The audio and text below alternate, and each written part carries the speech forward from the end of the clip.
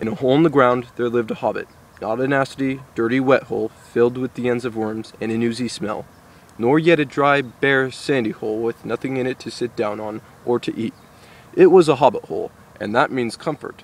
It had a perfectly round door like a porthole, painted green, with a shiny yellow brass knob in the exact middle. The door opened onto a tube-shaped hall like a tunnel, a very comfortable tunnel, without smoke, with paneled walls and floors, tiled and carpeted, provided with polished chairs, and lots of pegs for hats and coats. The hobbit was fond of visitors. The tunnel wound on, going fairly but not quite straight into the side of the hill, as all the people for many miles round called it, and many little round doors opened out of it, first on one side and then on another. No going upstairs for the hobbit. Bedrooms, bathrooms, cellars, pantries, lots of these. Wet wardrobes. He had whole rooms devoted to clothes. Kitchens, dining rooms, all were on the same floor, and indeed on the same passage. The best rooms were all on the left-hand side, going in, for these were the only ones to have windows, deep-set round windows looking over his garden, and meadows beyond, sloping down to the river. This hobbit was a very well-to-do hobbit, and his name was Baggins. The Bagginses had lived in the neighborhood of the hill for time out of mind, and people considered them very respectable, not only because most of them were rich, but also because they never had any adventures or did anything unexpected. You could tell what a Baggins would say on any question without the bother of asking him. This is a story of how a Baggins had an adventure, and found himself doing and saying things altogether unexpected. He may have lost the neighbors' respect, but he gained, well, you will see whether he gained anything in the end. The mother of our particular hobbit, what is a hobbit? I suppose hobbits need some description nowadays, since they have become rare and shy of the big people, as they call us. They are, or were, a little people, about half our height, and smaller than the bearded dwarves. Hobbits have no beards. There is little or no magic about them, except the ordinary, everyday sort, which helps them to disappear quietly and quickly when large, stupid folk like you and me come blundering along, making a noise like elephants, which they can hear a mile off. They are inclined to be fat in the stomach.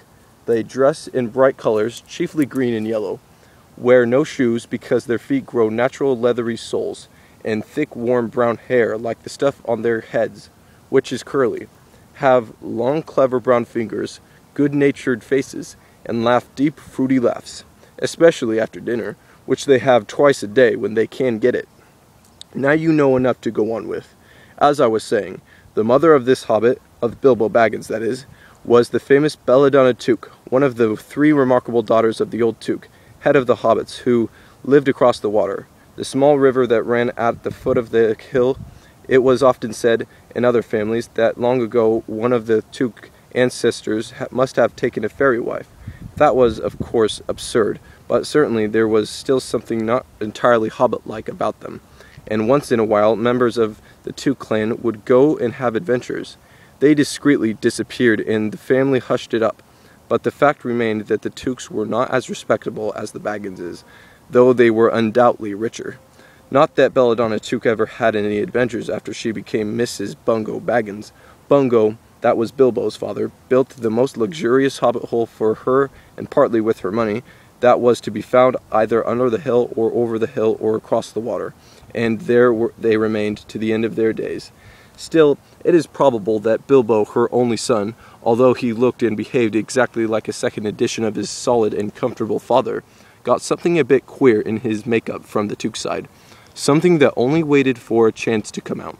The chance never arrived until Bilbo Baggins was grown up, being about 50 years old or so, and living in the beautiful hobbit hole built by his father, which I have just described for you, until he had in fact apparently settled down immovably.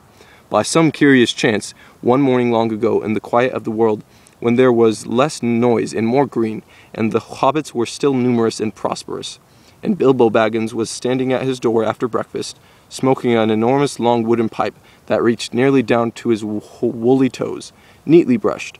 Gandalf came by.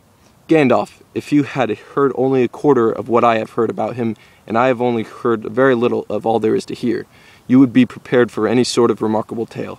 Tales and adventures sprouted up all over the place wherever he went, in the most extraordinary fashion. He had not been down that way under the hill for ages and ages, not since his friend the old Took died. In fact, and the hobbits had almost forgotten what he looked like. He had been away over the hill and across the water on businesses of his own, since they were all small hobbit boys and hobbit girls. All that the unsuspecting Bilbo saw that morning was an old man with a staff. He had a tall pointed blue hat, a long grey cloak, a silver scarf, over which his long white beard hung down below his waist, and immense black boots.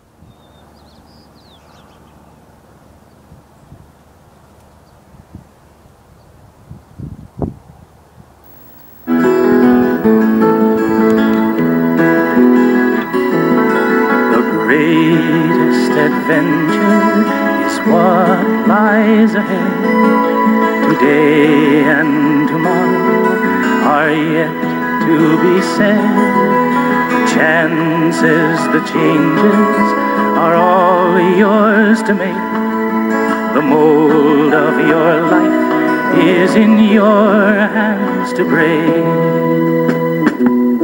The greatest adventure is there